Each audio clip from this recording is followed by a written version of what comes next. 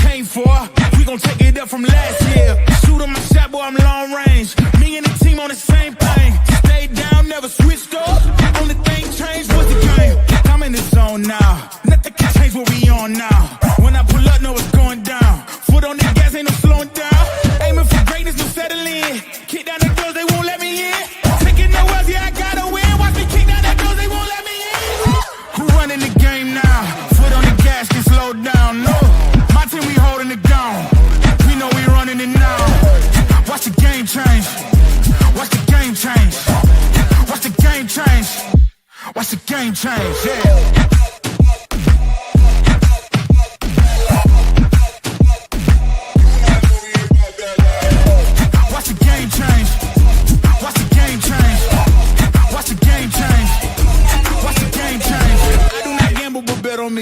Tell them that's like, yeah, it's still of it.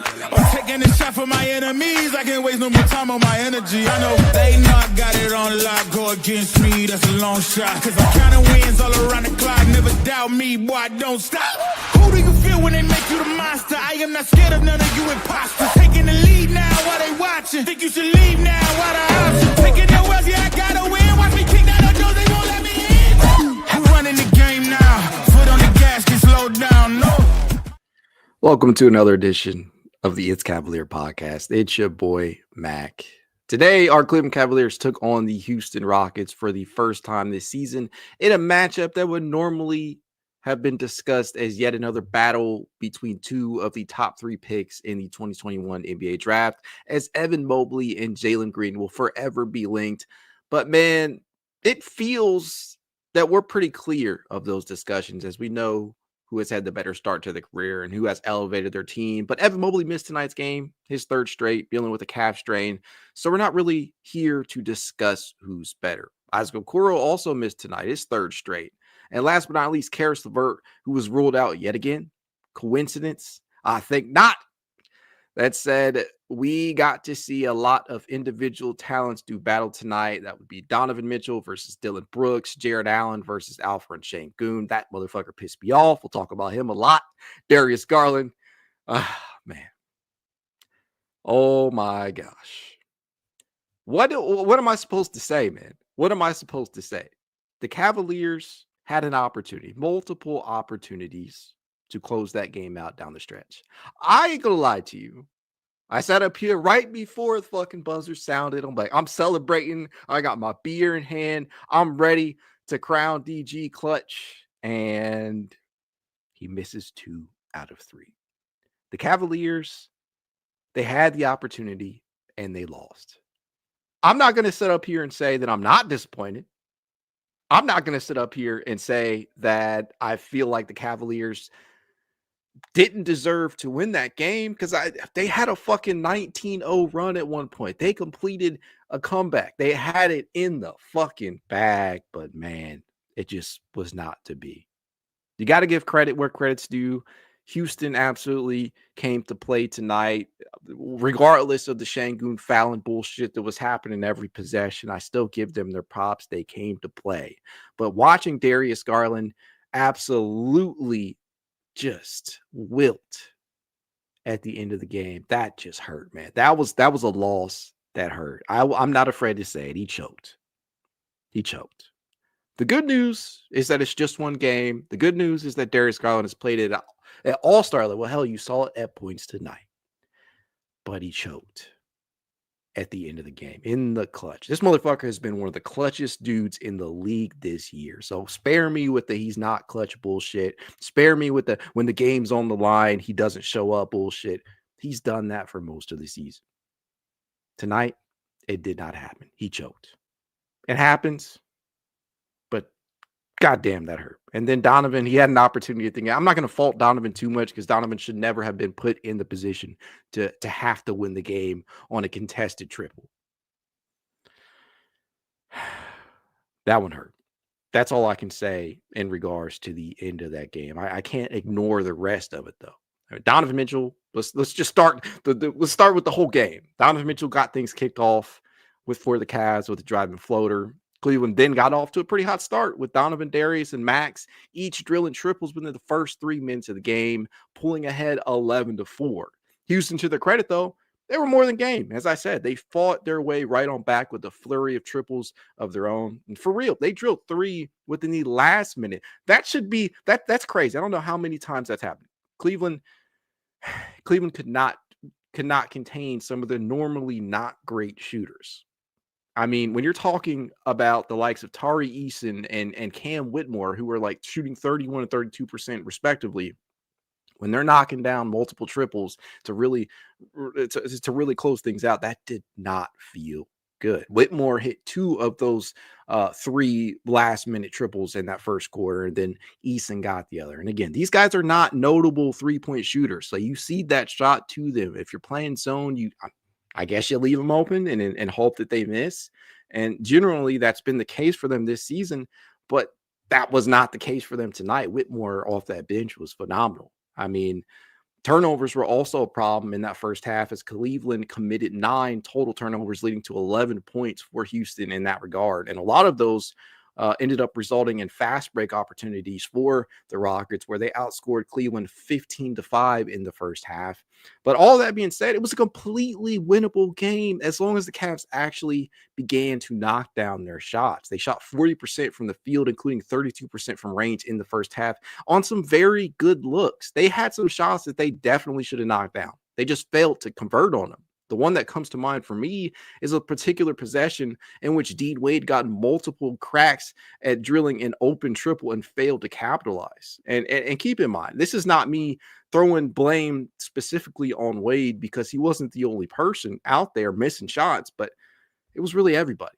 DG, as I already kicked off the pod by saying, he choked, but he also had some very makeable shots that he missed in that first half. Don missed more than a few triples. Merrill and Jerome were ineffective in the first half in that regard.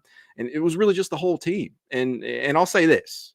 The second half got off to a much better start. I thought the rebounding and shot making was at a much better level in the second. Max Strus kind of epitomized that with a offensive rebound that ultimately led to Don getting to the line for 2 to open the third. We saw the defensive effort pick up as well. And to that point, Jared Allen kind of typified that with a block and then a jam on the other end off a DG alley-oop. And it felt like the opportunities were there. They just had to knock them down. And then on the defensive end, at certain points in that third, the Cavs could not contain Houston in transition. It led to some very frustrating makes from range. They couldn't contain their drives into the paint. And Fred VanVleet comes to mind in that respect. But just when you thought all hopes of a comeback were gone, Ty Jerome ran onto the court and injected some much-needed shot making into the game for the Cavs, drilling back-to-back trays to cut the Houston lead to 3. This fucking guy, I mean, he jump-started the team. I don't even know if that's really going to do it justice. He brought him back. I love that guy. He is a fucking luxury to have coming off your bench. And I mentioned this earlier today, but Ty Jerome entered tonight's game within the 97th percentile on 3-point shots per Cleveland glass. He is absolute money from 3-point range. He brought him back in the third and pretty much did the same in that fourth quarter. We all saw it. We all saw it play out. I really cannot describe what his presence means to this team. He is often a catalyst for big time Cavalanches out there. And he had a major role in the Cavs going on a big run to cut it to a 1-point lead, a single point. This team can absolutely cook.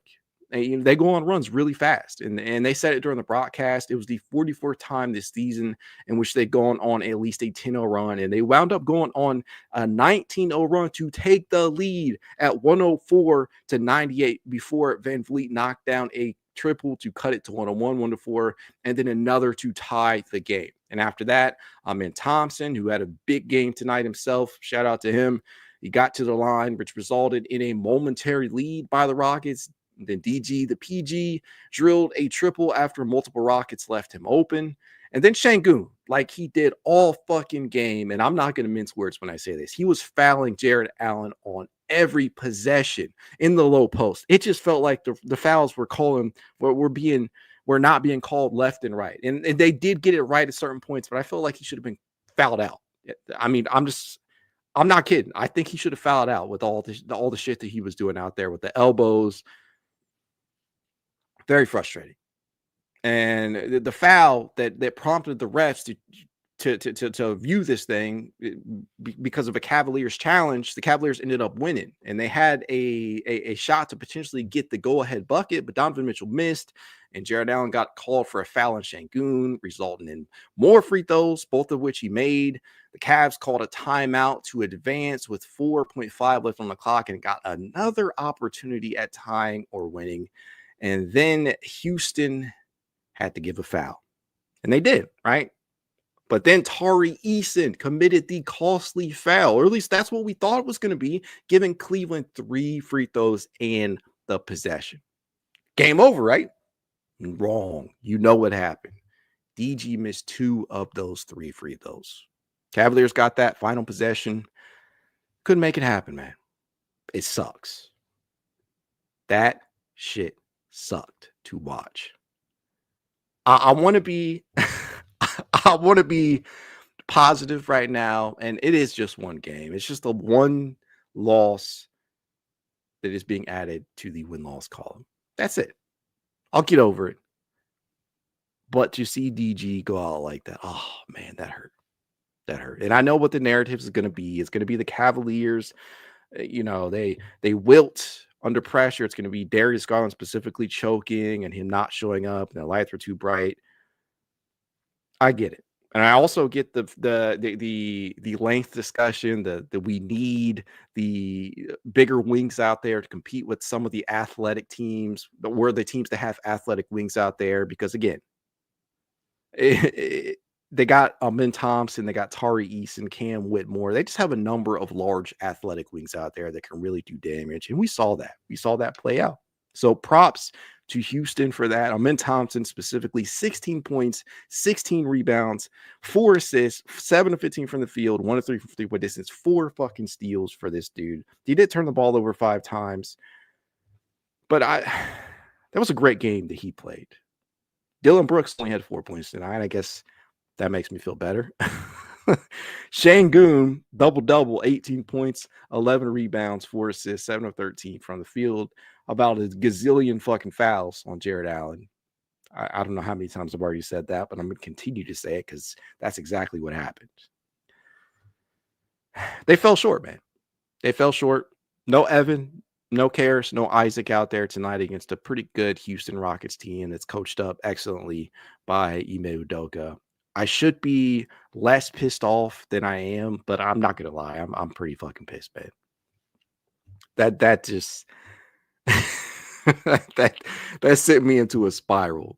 And I have never seen that type of thing. Well, I'm not going to say I've never seen it before. We've seen it before, but it's been a long time since we have seen somebody wilt like that at that point in time. You're down 107 to 109.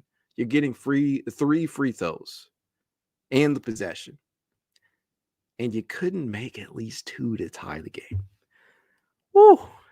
I'm sorry if I'm being overly harsh on Darius tonight, as normally that's not my bag, but man, he deserves it tonight.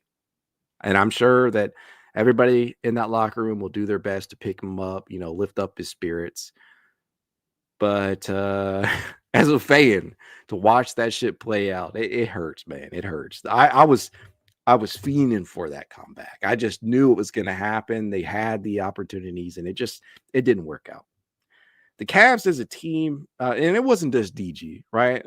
He's going to be the poster child for this loss tonight because of the missed free throws, but it was really the shot making in general that kind of doomed the Cavs. They shot just 32% from three-point range tonight, 13 of 41 overall, and just 42% from the field. Houston, conversely, shot 44% from the field, including 44% from three-point range. They drilled 15 of their 34 attempts.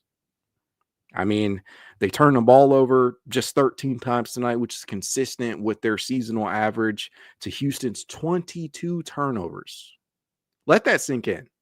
Houston committed 22 turnovers and still won the game.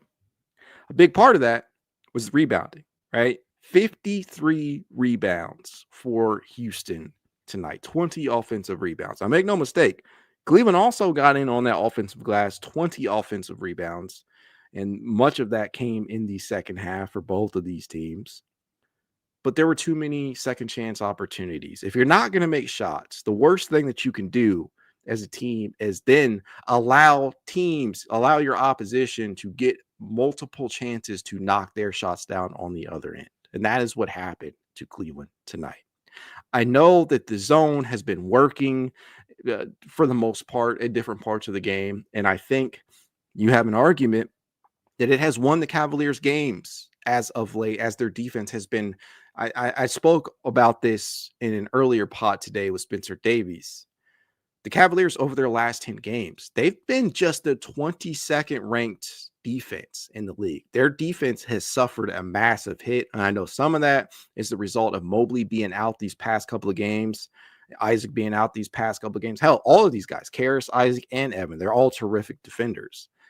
But the zone has been a way for them to compensate for that as of late. And it has worked for the most part. But tonight against the Houston team that is not necessarily not anywhere near as efficient as Cleveland has been in regards to that shot, they shot the lights out tonight. Even guys that don't normally do that, they put in work. Right. When you have Tari Eason going 3 of 5 from 3-point range, you got Cam Whitmore going 2 of 5 from 3-point distance. You got Fred VanVleet. And Fred's not a terrible shooter, but he drilled 7 triples tonight. That hurts. That hurts. And Houston as a team, I cannot not say this. They shoot 33.8% from 3-point distance on the season as a whole this year. They are one of the 3 worst 3-point shooting teams in the entire fucking league. And they shot 44% tonight from range. They got production from just about everybody in that regard. But man, it really definitely hurt. The Cavaliers, they're not always going to be able to shoot their way out of games like this. And it felt like they had the opportunity to complete the comeback, but it was for naught. And I know that's going to continue to elevate discussion surrounding whether or not the Cavaliers go out and address some of these positional needs, like a Cam Johnson, a bigger wing, or a third big. These are all ideas that make sense. And I think that the Cavaliers should go out and look to do something in the trade market. I just don't know what that's going to be. I'm not sure who that is going to end up being, because truth be told, while I like the idea of Cam Johnson, I'm just not sure the Cavaliers have the opportunity to bring some of these guys in. Right. I don't think they have the assets to convince or entice Brooklyn enough to bring in or to at least complete that trade. Right. I don't think the Cavaliers have enough assets to complete that trade without involving a third team. I think it kind of has to be that way, but we'll see. That's all I can really say. Got him Green says, bro, you tripping? I don't know if that's in response to me. If it is, all I can say is, I don't think so. I think that this game is a perfect encapsulation of the way that I am behaving right now. I thought that this was, as Dr. Claw 77 says down here, the most BS loss of this season. There were a lot of things that did not go right tonight for the Cavaliers, and they still had the opportunity to win it.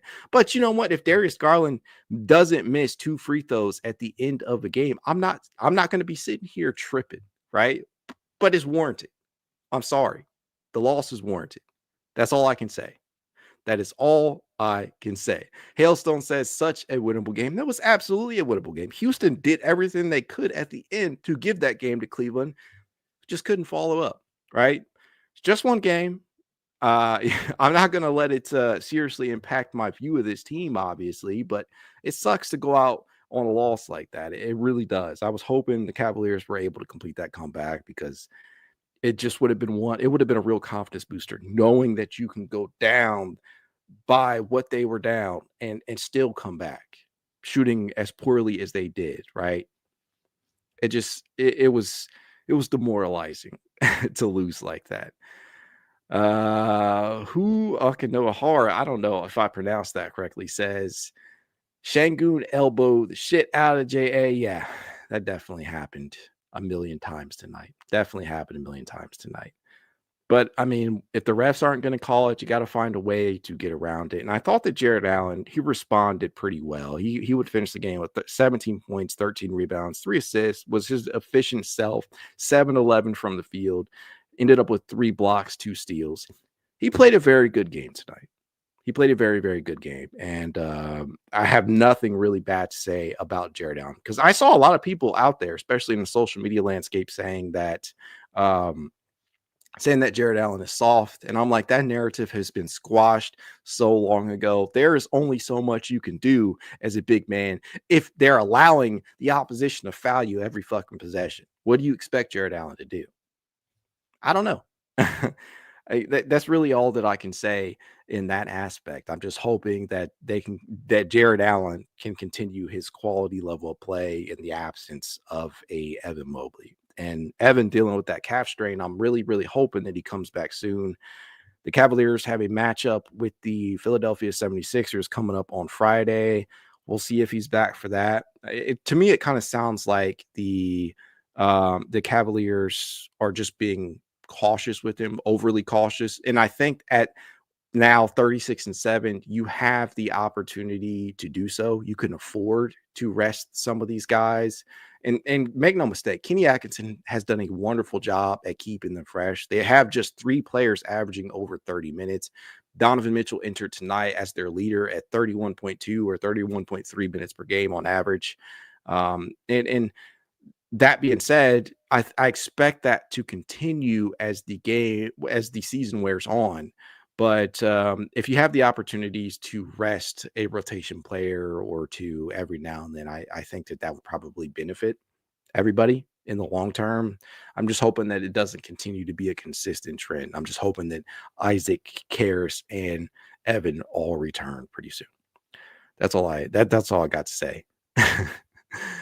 Gotham Green says he should have punched him in the mouth. Now, we all say shit like that, but we know in the confines of a game, that would be a dumbass move to make. Come on, do better.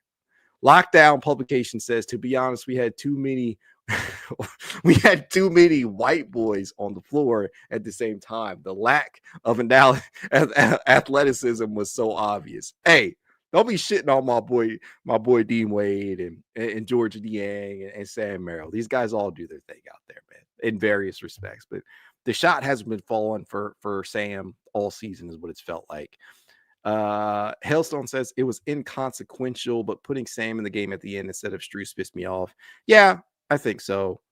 I think that you have to trust normally 9 times out of 10 what Kenny Atkinson is doing from a rotational standpoint. If he feels like he has an advantage there, he's going to plug and play. And he's pulled the levers, the correct levers 9 times out of 10 in most of these games. But yeah, I didn't love that. I thought that Strus probably should have been that guy. Joe Durant says they will be fine. It's the dog days of the NBA. Plus, everyone is bringing their best. I don't think they're not going to be fine. I think they will definitely be okay. And they had the opportunity to pull this one out. And this conversation would not even be a thing if certain things played out a certain way, right? We all know what I'm referring to, but yeah, they'll be okay. Clee Analysis says, I'm hurt, but our bench is so unathletic. We saw the Tari, Cam, Amon lineups killed us. Yeah, again, these are some big dudes out there, some tall, athletic wings, and there's no way around it. It's uncanny how teams that have the ability to do that play against Cleveland. Am I going to say that the Cavaliers need to go out and react and try and get a big wing at whatever cost? No. I think that people tend to overreact in that regard. The Cavaliers have won 36 out of 43 games with the roster that they have, but I understand the thought process behind it. I'm not pissed off at anybody suggesting that we need to get more athletic. We need to get taller out in the wings. And I think you saw that.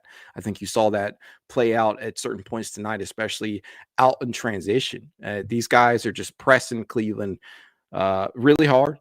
And you saw Indiana kind of put the blueprint out in that regard. OKC has been able to do it. And Houston did it tonight. If you can get up into the ball handlers, it's perfectly possible to disrupt them. And the Cleveland and Kenny have done specific things to kind of get around that, right? They've gotten the tempo up. They've gotten the ball to the bigs over the top. They've managed to circumvent that to a degree, but there is only so much you can do. But it wasn't all terrible. I thought this was a very entertaining game, especially down the stretch. So yeah, good on the NBA for the schedule, I guess. But I was hoping that it would have ended up in a Cavalier W, and it didn't, obviously. Joshua Downer says we need a backup big. Double T is not it. I think that Tristan Thompson should never be the third big that you should never be the third big that you have to turn to in a pinch, but he certainly can provide you a little something, right? In his 13 minutes of play tonight, he would record just three rebounds and 3 assists, but I genuinely felt that he did what he could. He's not somebody that you are supposed to be expecting to bring you uh, quality rotation minutes. Yet in certain situations, like we saw against Phoenix, he can do that. Wasn't necessarily the case tonight, but I am hoping that they go out and address that positional need. And one of the guys that I had thrown out there for that would be Duop Reith. Duop Reith would be somebody that I would love for the Cavaliers to bring in and take a flyer on. Pretty low cost, making just 2.2, 2.3 mil next season, and he's under contract for the following season. I think that a player like that who can space the floor out of the front court and defend a little bit makes perfect sense. Not necessarily somebody who would be playing on a game-to-game basis, but somebody you could turn to. And I think based off what we saw during his rookie season, he's somebody that the Cavaliers should be targeting, if some of these other names are not available, if a Larry Nance Jr. isn't available, if a Cam Johnson at the wing position is not somebody that you have the assets to bring in. I think the Cavaliers could certainly look at smaller additions like that would qualify as moves on the margins, as I say, right? But we'll have to see. We got to see. Floyd Phillips II says bad coaching down the stretch, should have ran plays instead of isolation. I agree to a degree, but I think that it's a moot point if DG just makes the free throws, right? The isolation, the hero ball that we have seen at times from both Darius and Donovan has not necessarily been the case this year like it was last year. It's way less prevalent. It does creep its head at certain times this year, but I don't necessarily think that was the reason for the loss. I mean, if the team collectively shoots 32% from 3-point distance and 42% overall, they're just not making shots. There were a lot of opportunities that they had tonight to knock down perfectly open shots that the result of good play calling by Kenny Atkinson. You saw a lot of DHO actions tonight. You saw some zoom actions. You saw the likes of everybody kind of getting into it and setting up other guys, and it just did not work out. But I don't necessarily put this loss on Kenny Atkinson. I think there are definitely things that he probably could have done differently, and he would tell you that, but I'm not putting it on the coaching.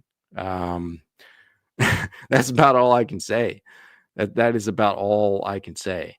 Abdul Smith says Cavs better make a trade while they still have a chance. I don't think necessarily that that they have to. I think that people want them to, and there are obviously still two needs, but I don't necessarily think it's something that they have to do. The reason why they are this good this season is because not Kenny Atkinson, it is Kenny Atkinson, but it's because Kobe Altman kind of pushed back on the idea from fans that we need to be blowing things up. So he's kind of built the roster, and he's trusted and believed in it, and he's tweaked it whenever he felt need to, and we'll see. I don't think one loss against Houston, though, is going to be something that they use to justify as we better make a trade. But I mean, I'm with you in terms of improvement. I think the Cavaliers should always be looking to improve. We'll see. Alex Baxter says, Jose, yes, he has looked a bit lost since OKC game in Cleveland. Not sure what that's in reference to. Could be in reference to Donovan Mitchell or Darius Garland.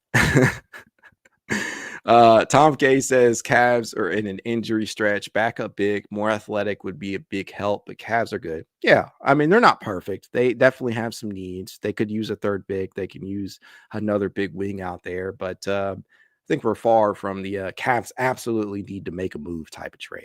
We'll see. Alex Baxter says it was Richard Nixon's fault. Joshua Downer says buyout is their best move. Hate to say they have nothing to trade. They don't not have nothing, right? But I think the question is always, what are you willing to part with? What are you willing to part with? What are you willing to give up? Because we know that Karis LeVert on an expiring deal is somewhat of an attractive asset. He can still play at a high level. We know that Jalen Tyson as a prospect, somebody who can give you good minutes and could be a rotational piece for the Cavaliers even next season, possibly. He is certainly somebody that teams could covet. The 2031 pick, I mean, it could become valuable depending upon who is trading for it. They have some things that they can move around, but it's not a lot. And the question is, with not a lot of assets overall to give up, what are you willing to part with? I don't know, but I'm with you on the buyout market. I think that's probably the most realistic outcome, if not a small move to address like the backup big. We'll have to see. Tony the Tiger says, I mean, it's just one loss, not really going to hurt us. Besides, we have a chance to get them back on Saturday. It is just one loss. And yes, we do have an opportunity to get them back, but you can't deny the fact of watching the way that the game played out towards the end. That had to hurt just a little bit. That definitely hurt a little bit. Chara says, this sucked to watch. Cavs is not playing like they were earlier in the season. Feels like something changed. I don't necessarily think so. I think that the defense has been off. As I said, over their last 10 games prior to tonight, they ranked just 22nd in defensive rating. The defense is not necessarily as effective as it has been to open the season, but the Cavaliers are getting everybody's best shot most nights, and they are working through some injury troubles right now with Evan Mobley, their best defender, out, with Karis LeVert out right now. And I know there's a lot of speculation with the trade season coming up that they might just be holding Karis out. And then Isaac Okoro, who remains one of their better defenders, probably their best point of attack defender. This all contributes to the defense being as down and bad as it has been. But we'll have to see. Evan is dealing with the calf strain. I'm not sure when he's going to be back. TG1428. I couldn't tell you that. I know that they upgraded it to a level 1 calf strain, if I'm not mistaken. We'll have to see. I think that they're playing it cautiously, and rightfully so. They can afford it. But hopefully the Cavaliers are able to bounce back with a victory over the Philadelphia 76ers come Friday, and we shall see. Blondie 20 says Okoro has been out almost 2 months now. No, he made a return. He's been out these last 3 games, but prior to the last return, with the AC joint sprain, same type of injury that Dean Wade had, after he came back, you could tell that the shooting was just off. And it's on the shooting shoulder, right? It's something difficult to try and work through. And it's been evident in his shot attempts from 3-point range since he had come back. He was not nearly as efficient. As we all know, he was shooting damn near 50% from 3-point range prior to that injury against the Brooklyn Nets, in which Ben Simmons set that pick on him. Hopefully he heals up by the time the playoffs come around and he's back to dropping triples on a pretty efficient mark. On it'll probably still be low volume, but I still am a big believer in Isaac Okoro. We'll see. Kellen Abraza says, when do we play Houston next? Well, we have a matchup against Houston on Saturday, so keep in mind, again, we got to play Philly on Friday, but then we have to play Houston again on Saturday, so we'll see. Hornet Nation 5 says Darius folded. I hate to say it, but yeah, he did fold down the stretch. Very uncharacteristic of him this season. He's been one of the clutchest players in the NBA. So again, to anybody out there saying that DG is not clutch or that he always folds and when the game's on the line, I just cannot agree with you there, because you've already seen this season Darius Garland has stepped up in the clutch numerous times in numerous games. It just was not his night for whatever reason down the stretch. He could not finish this game out. Hopefully that is not a trend, but I don't believe it will be. Jose says Kyrie would never miss those. Come on, man. That is an unfair comparison. Everybody misses free throws at certain points. Tony the Tiger says, bro, we were cooking for some time. We were 19-0 run in this game in the, if I'm not mistaken. But Houston, they played some good. They played some good basketball down the stretch to a degree. Fred VanVleet hitting back-to-back triples that definitely hurt, and then Şengün, the fouls. There's not much I can say. There's really just not much else I can say in regards to that. Kellen Abraza says the last thing we need is a back-to-back when we need to get revenge on the Rockets. We'll get it on Saturday. It is my belief that the Cavaliers will definitely get a dub on Saturday. I think they'll get their revenge, but we got to get past the Philadelphia 76ers first. And I hate to say it, but you never want to take, as cliche as it sounds, you never want to take your opponent too unserious. And I think Philly, even at 15-27, they're still a team that could present some challenges for teams. And the Cavaliers, fortunately, have been pretty good at what we could consider trap games. But yeah, couple of games to go until then. We'll have to see. I'm not gonna beat a dead horse, though. I think that as shitty as it was to see the Cavaliers go out that way, as shitty as it was to see Darius Garland miss those 2 clutch time free throws, they'll be okay. It's just one game. Again, they will be back in action at 7 p.m. Eastern time against the Philadelphia 76ers on Friday. As I always tell you guys, if you'd like to reach out to me, you can. It's Cavalier_pod on Twitter. Twitter, TikTok, Instagram, YouTube, and more. If you want to be added to this Cavalier Discord chat, you know what to do. Leave a rating, leave a review, send a screenshot, send a review to itscavalier53@gmail.com, and I will send you an invite. If you are watching over on X, like I know a number of you are, do your boy a favor, head on over to YouTube, hit that like button, subscribe if you're not yet a subscriber to the It's Cavalier podcast, and hit that notification bell so you know when I'm going live. Garage Beers podcast. I see it down there. It says good stuff, man. See you on Titter. It's such a hard thing to say sometimes. And I know it's not even technically Twitter anymore. It's X, but it'll never be X to me. That said, go Cavs. Have a good night.